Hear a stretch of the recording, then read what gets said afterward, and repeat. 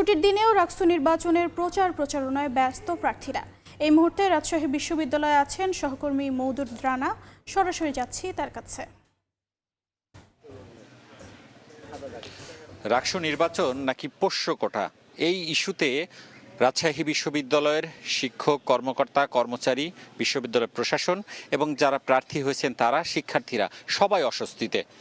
এখানে বিশ্ববিদ্যালয় প্রশাসন যেটি বলছে, তারা যদি এই পুনর্বহাল করা যে পোষ্য কোটা সেটির সিদ্ধান্ত বাতিল করেন, সেক্ষেত্রে যারা আন্দোলনরত কর্মকর্তা, কর্মচারী, শিক্ষকরা রয়েছেন তারা রাকসু নির্বাচনে কোনো দায়িত্ব পালন করবেন না।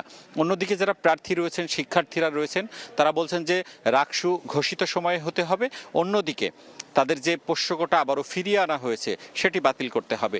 সব মিলিয়ে রাজশাহী বিশ্ববিদ্যালয়ে এই রাকসু কোটা এবং রাকসু নির্বাচন এবং পোষ্য কোটা এটি নিয়ে আসলে এক ধরনের ধাঁধা, সংশয়, সন্দেহর দোলাচল তৈরি হয়েছে।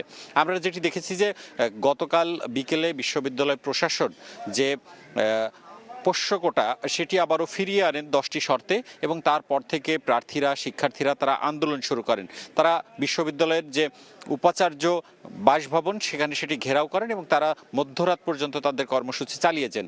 এবং আজকে দুপুরে কেন্দ্রীয় যে মসজিদ রয়েছে সেই মসজিদের থেকে তাদের যে বিক্ষোভ কর্মসূচি সেটি শুরু হওয়ার কথা রয়েছে। অন্যদিকে যারা প্রার্থীরা রয়েছেন তারা বলছেন যে তারা কোনোভাবেই যে পোষ্য কোটা সেটি রেখে নির্বাচনে অংশ নেবেন না। অন্যদিকে কর্মকর্তা, কর্মচারীরা বলছেন যে তাদের দাবি না মানা হলে, সেটি যদি আবারও বাতিল করা হয়, তাহলে তারা রাকসু নির্বাচনে অসহযোগিতা করবেন। সব মিলিয়ে বিশ্ববিদ্যালয় প্রশাসন দ্বিধাদ্বন্দ্বের মধ্যে পড়েছে এবং আমরা যতটুকু শুনতে পেরেছি তারা এটি নিয়ে নানান পক্ষের সাথে কথা বলছেন এবং একটি সিদ্ধান্তে আসবেন। আপনাকে জানিয়ে রাখি যে রাজশাহী বিশ্ববিদ্যালয় কেন্দ্রীয় ছাত্র সংসদ, সিনেট ছাত্র প্রতিনিধি এবং হল সংসদ নির্বাচনে যারা প্রার্থীরা রয়েছেন তারা একদিকে আন্দোলনমুখী, অন্যদিকে নির্বাচনী প্রচারণায় ব্যস্ত সময় পার করছেন। আজকে যেহেতু ছুটির দিন, সকাল থেকে পরিবহন, মার্কেট এবং আবাসিক যে হলগুলো রয়েছে সেখানে তারা তাদের পক্ষে প্রচারণা চালাচ্ছেন। তারা তাদের যে নির্বাচনী ইশতেহার সেটি যারা ভোটার রয়েছেন, শিক্ষার্থী রয়েছেন তাদেরকে শোনাচ্ছেন এবং তারা ভোট প্রার্থনা করছেন।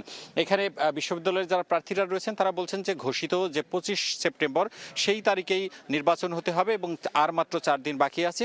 তারা তাদের সর্বোচ্চ চেষ্টা দিয়ে সব শিক্ষার্থীদের কাছে তাদের যে বার্তা সেটি পৌঁছে দেওয়ার চেষ্টা করছেন। এই ছিল রাজশাহী বিশ্ববিদ্যালয় থেকে আমার কাছে সর্বশেষ। এতক্ষণ আমরা সরাসরি যুক্ত ছিলাম রাজশাহী বিশ্ববিদ্যালয়ে।